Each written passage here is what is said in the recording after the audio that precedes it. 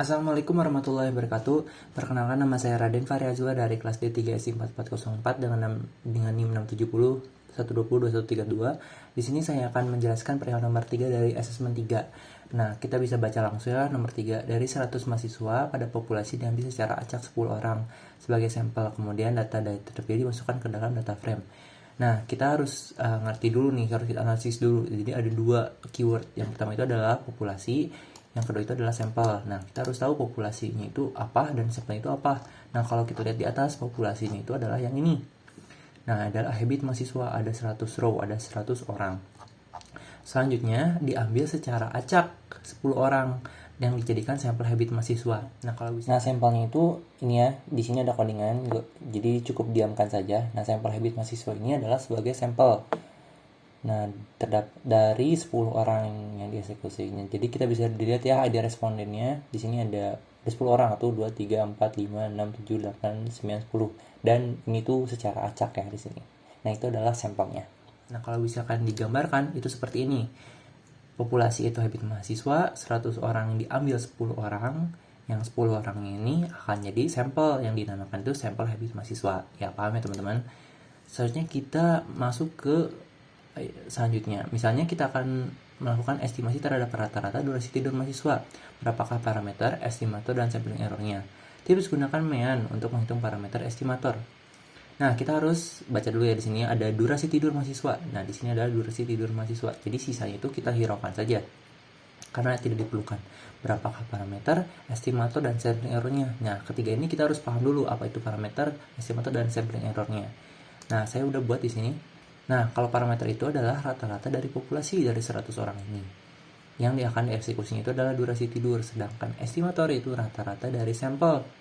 Nah, di sini kan rata-rata durasi tidurnya. Kalau sampling error itu adalah parameter hanya dikurangi dengan estimator ya.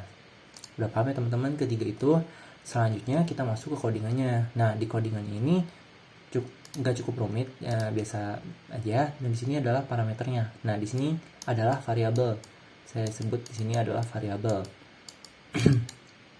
Bisa teman-teman bisa tulis apa aja. Nah, habit mahasiswa ini tadi itu kan parameter, berarti di sini tuh adalah populasi, teman-teman. Di sini adalah populasi ya. Nah, yang dieksekusinya itu adalah durasi tidur. Nah, udah kayak gitu, kita buat rata-ratanya. Nah, MEAN parameter di sini adalah variabel ya. Di sini ada variabel. NP MEAN adalah codingannya untuk rata-rata MEAN. Rata-rata ya.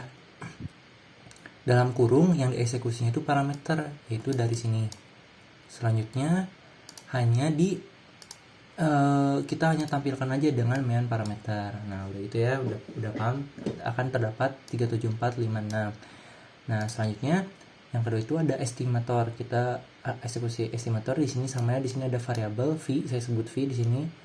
Sampel habit mahasiswa itu perbedaannya itu tadi ada estimator itu adalah sampel di sini ya, teman-teman. Sampel dari 10 orang yang tadi. Yang dieksekusi adalah durasi tidur. Nah, untuk MEAN estimator ini adalah rata-rata ya, sama teman-teman. Yang dieksekusi dari estimator ini berasal dari sini. Langsung kita tampilkan MEAN estimatornya yang sudah dirata-ratakan, akan dapat 376,2. Selanjutnya untuk sampling errornya, saya buat variabel di sini jawaban. Teman-teman bisa ketik apa aja untuk variabel. Selanjutnya MEAN parameter, rata-rata dari parameter dapat dari sini. Nah, untuk MEAN estimator dapat rata-rata dari sini. Nah, berarti 374 dikurangi 376 akan dapat jawabannya. Nah, jawabannya ini adalah yang ditampilkan itu adalah -1.6399. Nah, gitu aja teman-teman. Mohon maaf bila ada kesalahan. Sekian dari saya. Wassalamualaikum warahmatullahi wabarakatuh.